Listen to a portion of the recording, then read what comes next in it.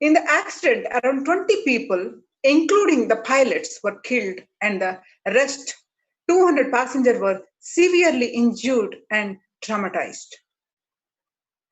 As the Supreme Pontiff of Hinduism, today Swamiji is leading the Moksha Deepam to liberate the souls who have died tragically and those who have been injured after a plane crash in Kozhikode and after the explosion that occurred in Beirut, Lebanon.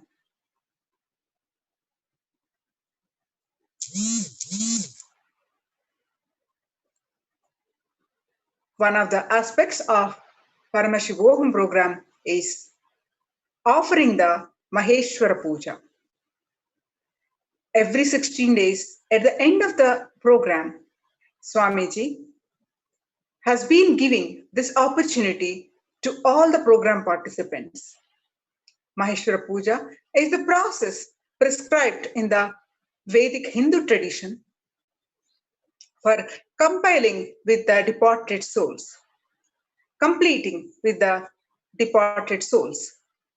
Maheshwara Puja is the oldest recorded ritual prevalent even today in the Vedic tradition. In the Maheshwara Puja, His Divine Holiness, Sri Nithyananda Paramashivam himself receives the puja and receives the Naivedya Bhiksha, the food offering. Maheshwara Puja is offered in the memory of a person who is no more. It is offered so that the departed souls rest in peace. The real peace that a soul can experience is the space of enlightenment. Maheshwara Puja bestows the space of completion with all the departed souls, and hence the participant is liberated from all the incompletions and patterns related and created by the deceased soul. In the Maheshwara Puja, His Divine Holiness is the embodiment of cosmic energy, personally receives the Bhiksha or the food offering. Using the ancient science of behind the action of eating this special food, he liberates the departed soul. No matter how many births the person would have taken after leaving the body, and no matter if the person has met the master or not in the life, the master can intervene and make his presence available to the departed soul's life and lead him to enlightenment. His Divine Holiness says that if a person has committed suicide, there is no other way for the liberation of the soul other than Maheshwara Puja. Participants are requested to provide a photo of the deceased only in order for His Divine Holiness to liberate them. Also, the tradition says that the one morsel of rice offered and fed to an enlightened master liberates 7 generations up and 7 generations down, and heredity of the Maheshwara Puja participant. Those many extra morsels of rice fed bestows that many kalpas, 4.32 billion human years of life in KAILASA, in the space of an enlightened master to the participant. Several times in the last few months, KAILASA has conducted the Maheshwara in order for Swamiji to liberate the thousands of souls who have lost their lives in tragic incidences, including the plane crashing which killed 2,000 people in Pakistan, which happened early in June.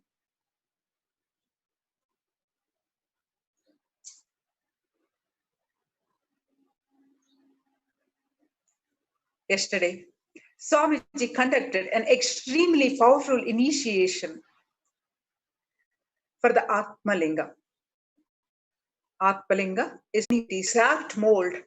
Sri Anteshwara is the Atmalinga which Paramashiva himself materialized from his Anandagandha, his own inner space, and gave to Adi Shankaracharya to worship.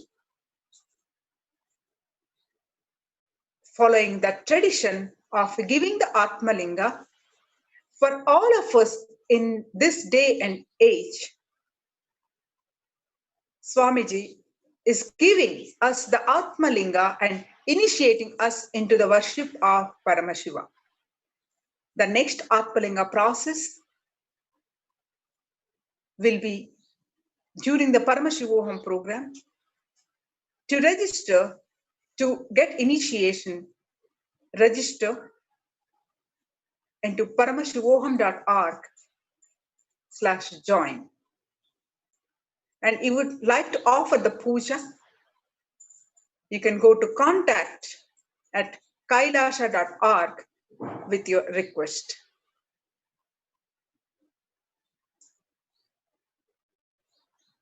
Om Nithyananda Paramashivam. In order to completely get involved with life and start actively working on our consciousness, bringing super consciousness breakthrough to ourselves and to the whole humanity, Swamiji gave us one instruction to get involved with KAILASA.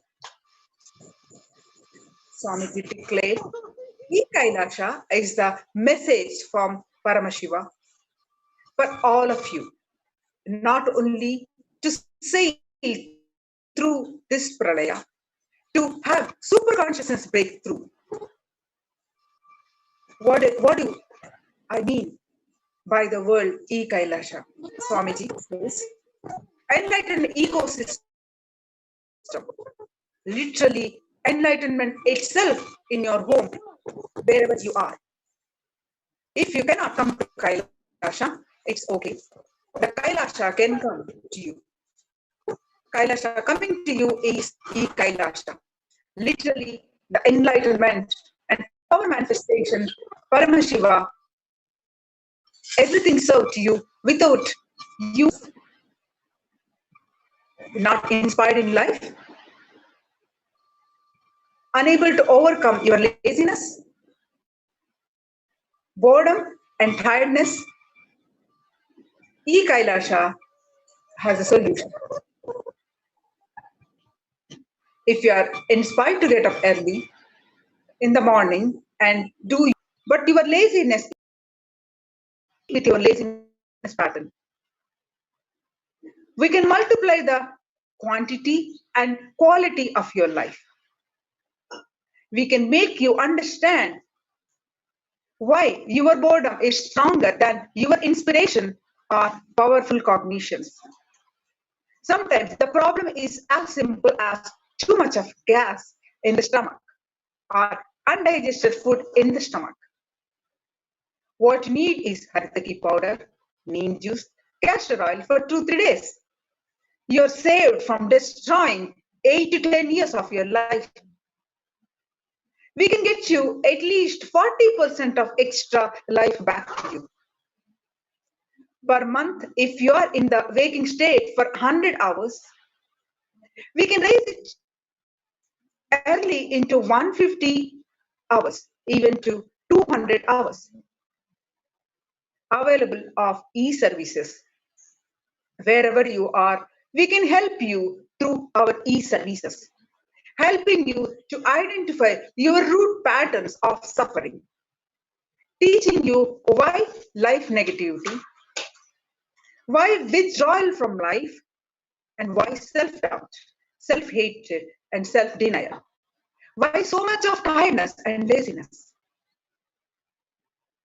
supporting you from aligning your diet, attitude, aptitude, and understanding of life. We can help you with everything with guided meditation sessions and learn the groundbreaking unclutching meditation technique and participate in the Akhanda Jnana Nirvikalpa Jnana Samadhi Yajna power manifestation initiations. We will make sure you manifest powers of Paramashiva. We won't stop you with just goodbye, good life. We will literally not stop you live enlightened life, manifesting the state, space, powers of Paramashiva.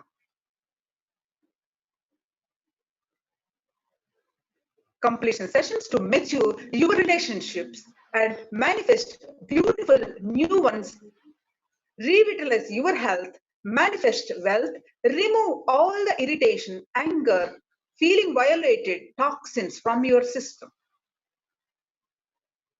We will give you a wake-up call during morning Brahma Muhurta, help you detox your body through Haritaki, castor oil, neem juice, and give you complete spiritual solutions. If you want to sign up as a e-Kailashavasi, you can register now at kailasa.org/e-Kailasha. Now, let us now hear from Swamiji, the divine vision revealed by Swamiji for e-Kailasha.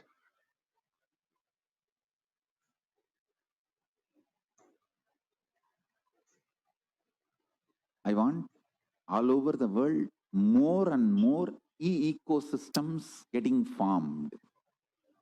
All these people sincerely, not only they will do, they will click and upload it in the internet.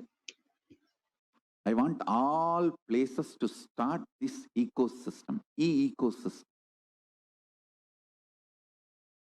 This is the best thing you will do. Not only you have to do, you should just click the screenshot and put it in the Facebook. And so you encourage others to join in your ecosystem, in your time zone. You guys can consolidate yourself into time zones because it doesn't need to be distance based. It's a Zoom. So it's only time based. Brahma Muhurta of your time zones, Brahma Muhurta. It can evolve as a beautiful, great spiritual support, especially during this pandemic, Pralaya. It is, I will say that it's worthy of $1 million. This ecosystem, what it is contributing to you is $1 million worth. I want all major cities, I want Hyderabad to start this spiritual ecosystem. New York, Los Angeles, Houston, Tiruvannamalai, Vidudi, everywhere. Start this ecosystem. Delhi, Mumbai, Chennai. Give a wake-up call during the Brahma Muhurtam. Get up, come on Zoom and start yoga. Malaysia, Australia, Seattle, everywhere. All over the world, I think we should run at least 100,000 ecosystem. I'm going to give special gifts for the people who run ecosystem. I think Mauritius also should start this ecosystem. It's too easy. I think San Jose has done the best job. The real work of Kailasa, helping people, encouraging, psychologically supporting. I tell you, these ecosystems, enlightened ecosystems. I should say that system. Trip that E. Second E, enlightenment. Third E, ecosystem. Electronic enlightenment ecosystem. Triple E. E. And anyhow, all my disciples are all the time E only. So, electronic enlightenment ecosystem. KAILASA. KAILASA. I strongly support, recommend making this KAILASAs everywhere. Every city which has KAILASA, which evolves KAILASA, I'll be spending and sending special gifts for you guys. And every Kailasians will receive personally my spiritual support and blessing. I want everyone, every human being should become Kailasian. He should be supported spiritually. Hey, do you know? You get a morning wake-up call, especially from a very loving, sympathetic, caring friend who understands even if you don't wake up, it's okay. What can be done? He will only support you, encourage you. Even if he screams at you, it will be cute. Because for your health, he is pushing you. So understand, getting a wake-up call from that kind of a person and that kind of a friends, and you start not only doing yoga, share your experiences, spend time, chit-chat. Best thing to have in your life is KAILASA, electronic enlightenment ecosystem.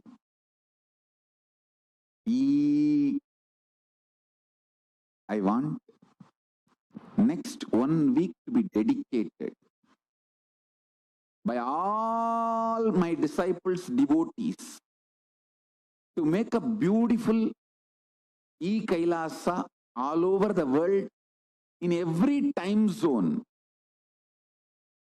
and enroll, enrich as many people as possible. 6E. First E, electronic. Second E, enlightenment. Third E, ecosystem. Electronic enlightenment ecosystem. Then enroll, enrich. 6 E's.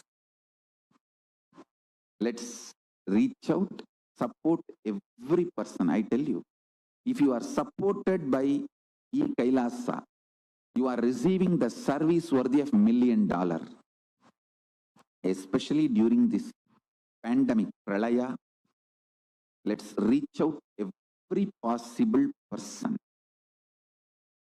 Let's reach out everybody. Support, help, have more and more positive, powerful cognition. Actually, each KAILASA can have few acharyas. Book reading, even Nirvikalpa Samadhi sessions, unclutching sessions,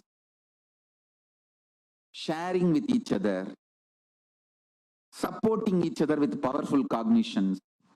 So there are many people who can really help you with powerful cognitions. We can make a beautiful Acharya's list and publish for each time zone. I think world may be having some 30-40 time zone. I know only vertical time zones. On this horizontal time zone, I don't know much. Maybe 30-40 time zones. In all 30-40 time zones, we can make KAILASAs. And even locally, you can start making your own KAILASAs. We can do it in a very nice way, and I'll absolutely support all of you with everything possible. We can make e-Kailasas for each time zone, and then you can make local Kailasas, your own also. For example, in one time zone, if there are 10 cities, all 10 cities can make their own Kailasas and then connect it with the time zone.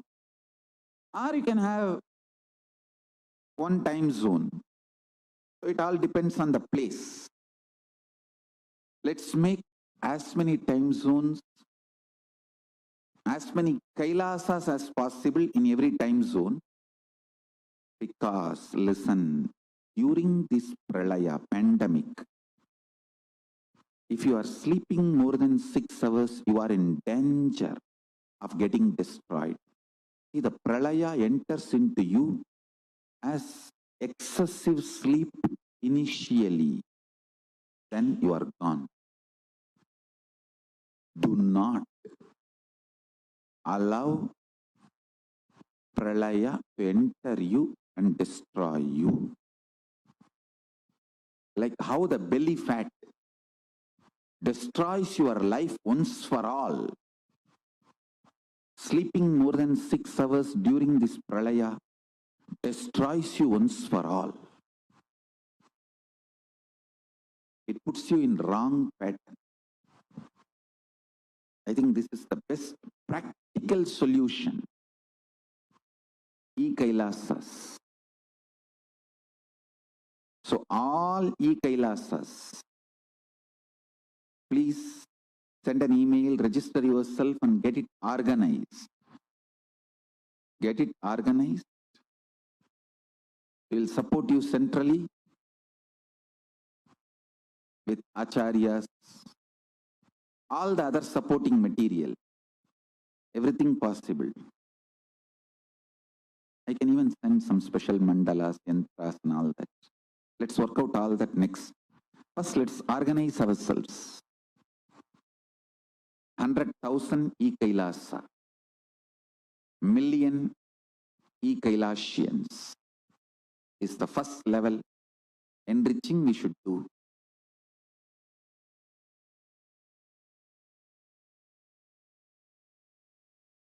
Om Nithyananda Paramashivoham. For this Pralaya, Swamiji has guided us that we must infuse intense consciousness, peace inside you and into the world. That is the only thing we can do, especially now. The only thing all of us can do is bring more and more unclutching and more shanti, peace into us through this unclutching technique. Unclutching is a space of complete restful awareness where you are not clutching to any of the thoughts, emotions. Most of us are prisoners to our past. We repeat the same incidents more and more, again and again. We repeat the behaviors we are familiar with. This results in the feeling that life is repetitive and boring, that we never experience anything new. When we unclutch, each moment becomes fresh, exciting, and filled with possibility. When you are not transferring the stress and load created by one thought to the other thought and carrying that load constantly, please understand, usually you transfer the load and the stress you created by one thought to the other thought. And when you're constantly transferring those emotions to the next thought, your inner space becomes insensitive, loaded with so much of emotions. It naturally sinks into depression, restlessness, boredom, all the negative emotions. Unclutching is not connecting one thought and the other thought and carrying the same stress and emotions. When you unclutch, you stop carrying the stress and negative emotions from one thought to another thought. And when you don't carry that stress, suffering, negativity, pressure, restlessness from one thought to another thought, naturally you experience the peace inside. Many of us still have questions about unfetching.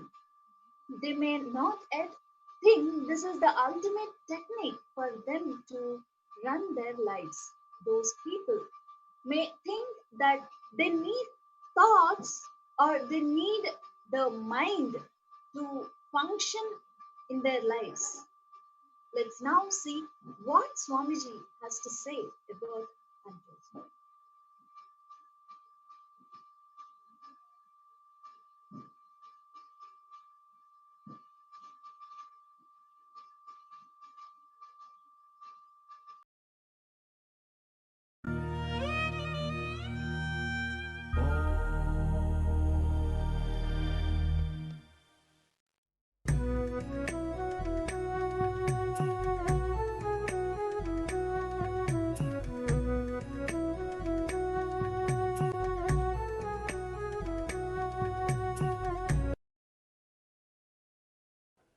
Here, he is giving us technique to achieve the first level of samadhi. We need to know first, why do we need samadhi first of all?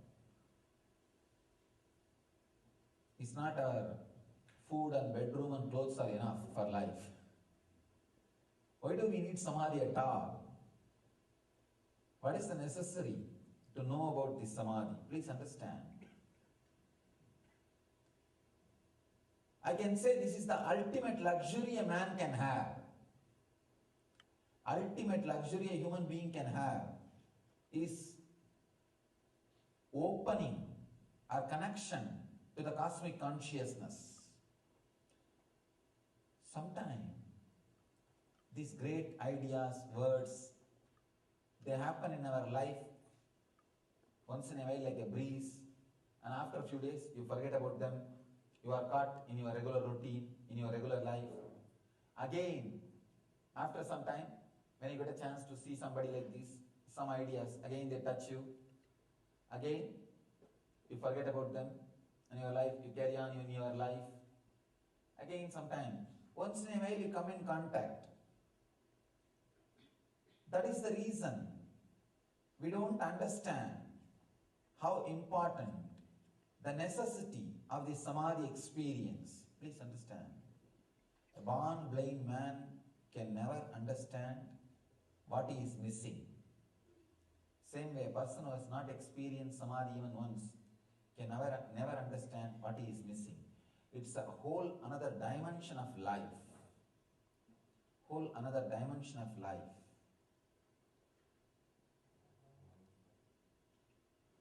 The other day, one of my disciples was driving me from Phoenix to Los Angeles. Suddenly I turned towards him and I said, I wish you have a body like mine. And he started laughing. What did you mean, Swamiji?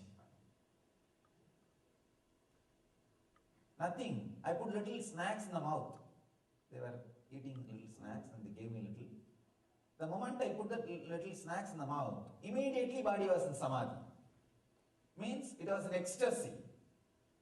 Nothing more is needed to please you.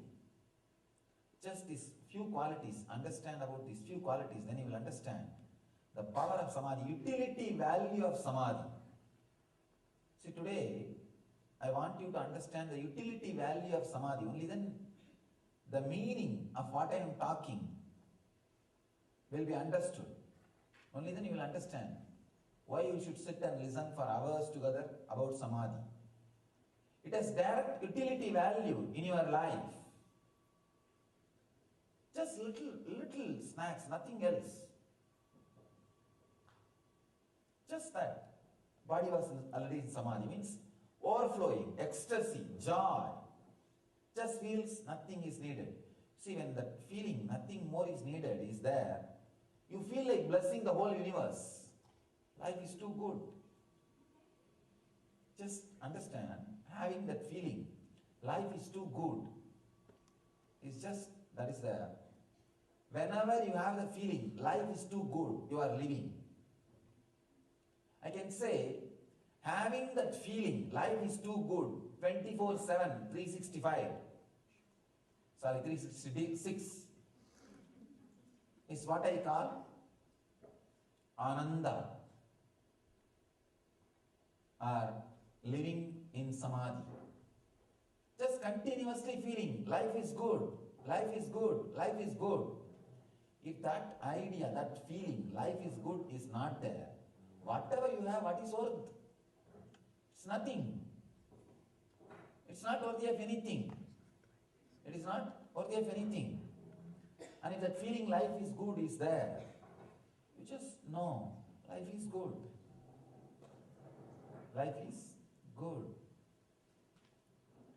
Living in Samadhi, it has great utility value. Apart from that, you see, when you have that feeling, life is good, suddenly you see there is no hangover on people. Understand? I am not asking you to go and play with it or break the conditioning overnight. You will not be able to do. But you can prepare step by step, step by step. You can reclaim your natural state. You can reclaim your yogic body, yogic hardware. It is possible. When I say all the below 30 people take 1 year off, I mean you will have yogic hardware. Now you need that. And Vedic software. When I say after 60, take off 1 year, you may not be able to do yogic hardware. It is too late. But at least Vedic software, that can be done. That can be done. That is possible. That is what I mean. Understanding the utility value of Samadhi. Once you understand the utility value of Samadhi, then you will start working for it. Here Patanjali is giving you, defining the first level Samadhi, Sampranyada Samadhi. The first level Samadhi is describing Vitarka, Vichara, Ananda, Ashmita, Rupanugamar, Sampranyataha. Reasoning, contemplation, blissful flowering, and the state of pure awareness are the characteristics of Sampranyada Samadhi. Reasoning, contemplation, blissful flowering, and state of pure awareness. About reasoning and contemplation, yesterday we internalized, we understood. Yesterday I expressed few truths about reasoning and contemplation. Today, let's work on Ananda and Ashmita.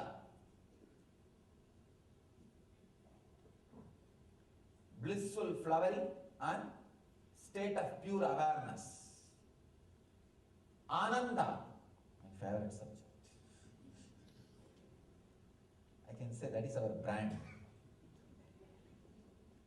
Whatever subject I may touch, I look through that Ananda angle only.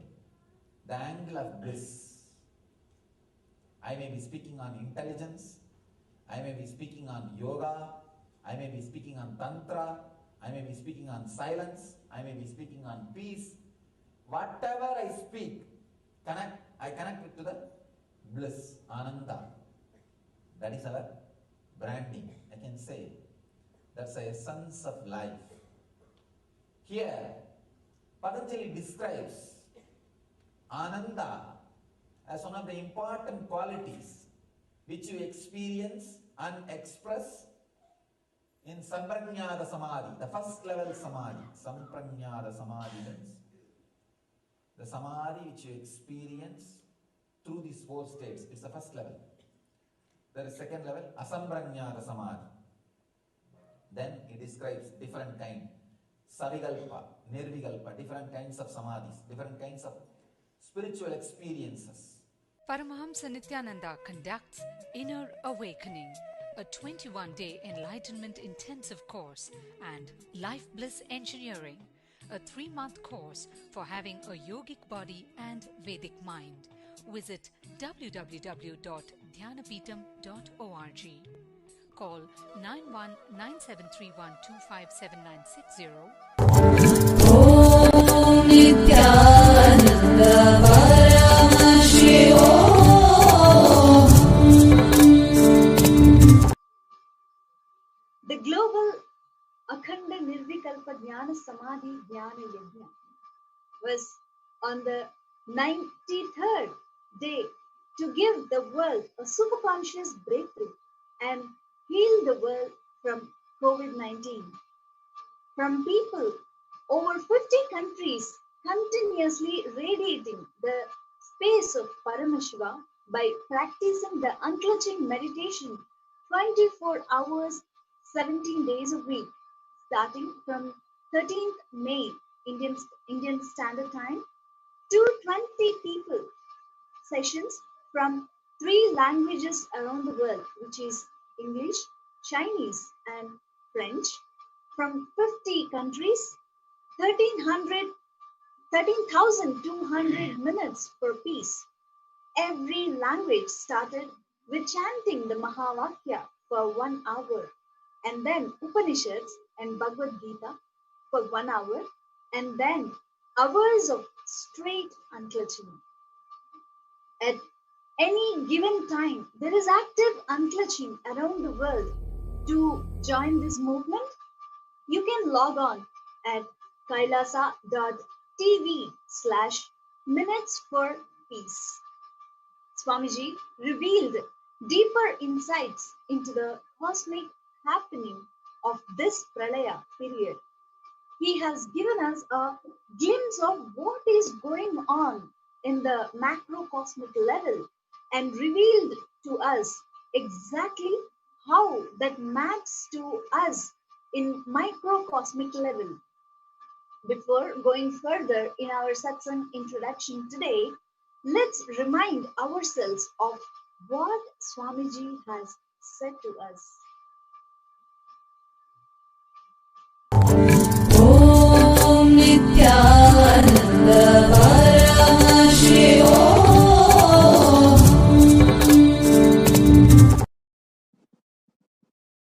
So I can be absolutely complete, sincere to these 2 statements. One, I love you all sincerely. I lived, living, will live just as a pure, transparent manifestation of Paramashiva without having any addition, deletion, strategies, nothing. Just simple Paramashiva straight away. Simple Paramashiva straight forward. I can stand between you and Paramashiva and declare my integrity to both of you at a time. I can look at the side of Paramashiva and say, yes, I am absolutely integrated to you. I can look at all yours, your side, and say, I am absolutely integrated to you. Please understand, strategy-less visionary is the definition of me. Visionary without a strategy. I'll just reveal what Paramashiva reveals. Paramashiva is very clearly expressing now means this pralaya. Now, not only universe is expanding, the expansion is accelerated. Understand? He also showed me the verbal manifestation, how the expansion is accelerated. Om is the expansion. The sound of the universe is Om. Om. Om. Om.